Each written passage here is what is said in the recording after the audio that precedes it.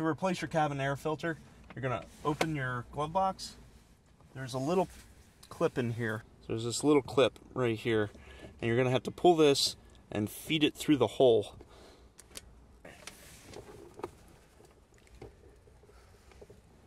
So I'm going to take that off.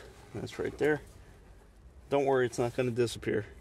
And then you're going to push on both sides in, and then your glove box will come down. So in order to take this out, I'm going to pinch down on here, and you're going to pinch here, pull this out.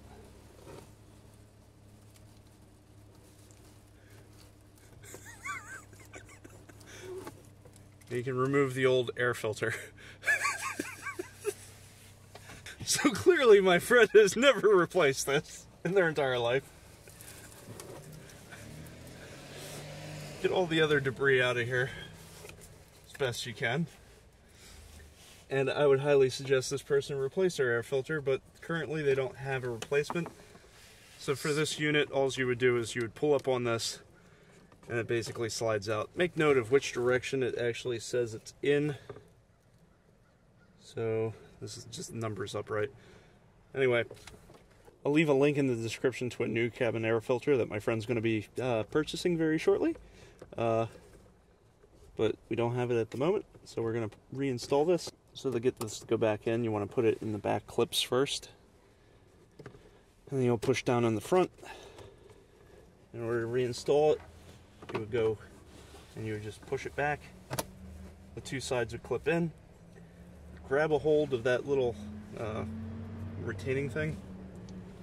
So we're going to push up. These click in place. They moved again.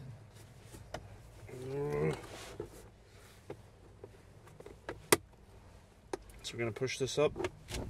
You can push in a little bit to help it click in. You're going to pull down, slide this through that little hole. There you go.